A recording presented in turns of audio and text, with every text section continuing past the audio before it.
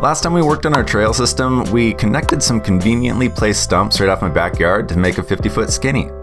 Before I finished it with any planks though, I thought it would be a great idea to try and ride it first. It was a rough go, and though I eventually made it, all the falling is what gave me some insight on which improvements needed to happen to the project. This feature was so fun to session, I knew we needed to keep it going, so today that's what we're doing. Before we build our new feature, let's tidy up this one first. One thing you should always do when building tech features like this is to clear your landing zones, which is something I didn't do, I just wanted to ride it. Oh, that was the worst place to fall. So with a little bit of weed whacking, field mowing, and stump removal, we now have a much safer skinny to play on. I'm not very happy with this section of the skinny. It's wobbly, slick, and the angles don't work as it easily lets your back tire fall off of the track. So we're just gonna replace this whole section. I found the perfect piece to use, and it's just a quick hike down the driveway. Not only is it far sturdier than the section it's replacing, but it has a unique bend to it which will add some flair to our line. We'll finish this section of the skinny in a little bit, but for now, let's move on to the new portion of the build. At the end of our feature, the plan is to make a left-hand turn and continue on down the hill. And what we're going to build is a little bit unique. In North Idaho, the terrain can be very rocky and rough, so it's something I've grown to really like riding on. While the silky smooth feeling of planks is still super fun, I thought it would be interesting to spice up the skinny line with some North Idaho flavor. The plan is to make a short but chunky floating rock garden. But to get to this part of the feature, we'll have to have plenty of room to set up for the strip of rocks we'll be aiming for. So a deck needs to be built just for this section. For the main supports on this deck, I'm going to use some of this maple.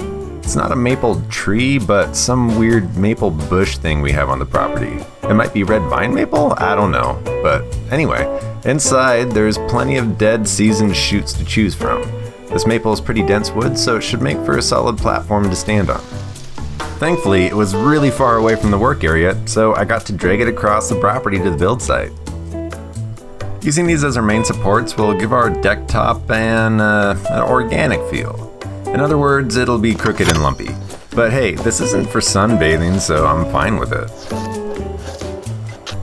As I put the decking on, I ran into a little problem which I was hoping to get away with. We need to add a center support.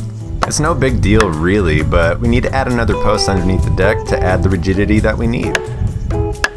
So, I think the coolest thing about my property is that the previous owners left a bunch of stuff just hanging around that you would normally just have to clean up and take to the dump, but in my case, I just pull it out of the ground and use it for trail features. So there's this footing over on like a crappy deck that I need to rip out, and it wasn't even supporting the deck anymore, so I just grabbed it. We're going to use it here for a center support. Give this little teeny deck the extra support that it needs. With just a little bit of saw work, our post is ready to be installed.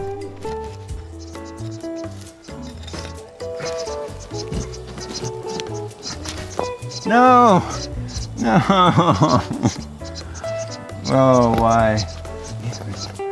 Well, I guess that's what you should expect when pulling trash from the ground. It still works just fine though. With the center support in place, we can move on to topping our deck. I've used all scrap wood up until this point, and I won't lie, it gives it an interesting look. Well, I definitely went function over form with this thing, because it's the ugliest thing I've ever made, easily. It's nasty, off camber, lumpy, made a bunch of scrap wood, but it's solid, and it's gonna work for what I want. It might have turned out a little bit bigger than I was expecting, but yeah, whatever, it's gonna work, and now we get to move on to the fun part. And the fun part is starting the floating rock garden. I ended up using every last bit of scrap wood that I had on the deck, so for this portion, I had to go out and buy some lumber for the build. I want to quickly say thank you to everyone who has bought merch and all of my Patreon supporters, because with your guys' help, I'm able to get materials like these, which actually made this video possible. Thank you guys. So this rock-filled box we're making is going to be heavy, and we need to make sure it's really stout. Our family friend Jared stopped by and gave me a hand digging some post holes and cutting some boards for this thing, so that was an awesome help. With our posts in the ground, the framing jigged up, and the planks added to the top, this thing is starting to look like the easiest wood feature known to man. I'm hoping that'll change here soon though. When planking a feature, as a rough guide, I'll use the narrow side of a 2x4 to space them apart. And you could honestly go even bigger. But for this project, since the top will be holding dirt, I went with a gap of about 1/8 of an inch. This way, it should hold most of the soil, but also let any excess water drain through. I've come to learn that our property is pretty rocky, so getting the material for our rock garden should be pretty easy. Just start hitting the ground with a shovel and chances are you're going to find a small boulder lurking underneath.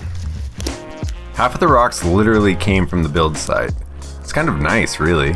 While making this bike feature, I'm also cleaning up the backyard. Win-win. To keep all the rock and dirt from falling off the floating rock garden, we're adding sides with 2x6s to box everything in. For now, I'm going to cap the end as I'm not sure what will be coming after this feature just yet, but we're definitely going to be adding to it in the future. I put a couple 2x4s in the center where the boxes meet so we can cover the supports up and have a seamless transition. It's actually really nice. Oh, bug.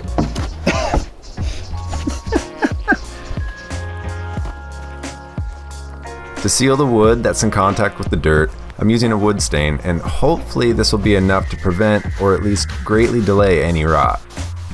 I wouldn't use this on a surface you would directly ride on though, because there's a good chance it would decrease traction a lot. I won't lie, this is probably the prettiest wood feature I've built. And now that the surface is finished and beautiful, it's time to throw some dirt on it. I'm putting a thin layer down first to try and pack in the gaps between the slats a bit. Maybe not necessary, but it didn't hurt. So I'm only like 50% confident that these are gonna hold when I put all the rocks in them.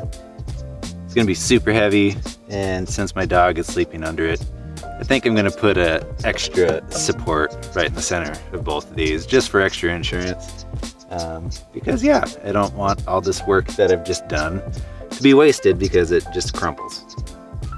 But yeah, let's do that really quick. How about, you don't want to get crushed? You don't want to be crushed? You want to play Frisbee? Okay, we can do that, I guess.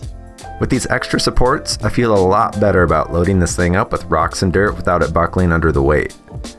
And now, we get to move a bunch of rocks into this thing.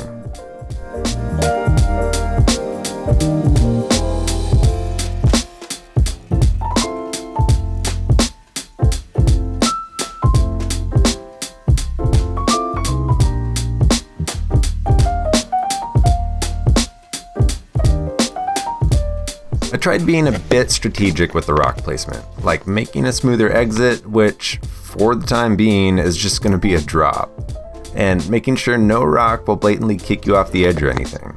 We'll fill in the gaps of the rocks with dirt to keep them from wobbling around. We can help speed up this process by running some water in the cracks, which settles the dirt, but really they won't be cemented into place for quite a while. As it settles over time, I'll keep adding dirt until there are no more voids under the rocks. And as suspected, this thing is heavy. So heavy, I had to add some lateral supports. It was getting a little wobbly fully loaded, but with the extra supports, now it's rock solid. Back at the start, we've added a few planks to help keep the back tire from falling off, and also some traction cross-hatching. The planks were made from decking scraps, so the coating made them extra slippery. And with the added steepness, I felt it was wise to add a bit of traction here. So with that, it's time to test this line out. Are you gonna hit it? Go for it. I don't want to guinea pig it.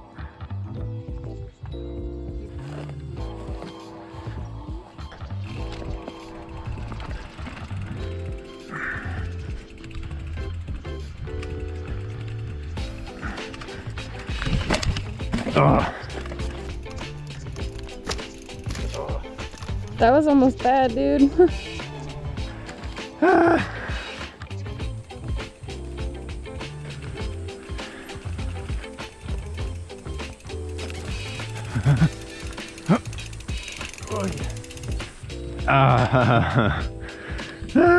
Oh my god. It's so scary. Like, I've used muscles that I've never used before trying to keep balance on that thing. All right, rock garden. Rock garden. I'm gonna tiptoe over it first and see what it feels like. That's cheating. No, it's not. Oh my god. This is stupid. Why did you build this? Oh. Ow. You really got to lift off of that.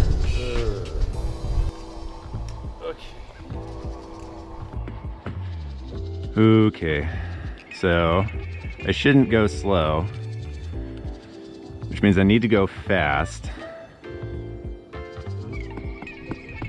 All right.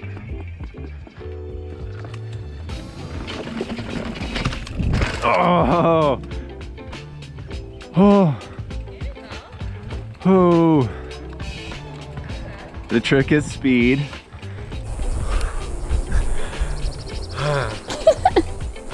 I guess I gotta try and link it. Okay, if I could do this in one try, that'd be great.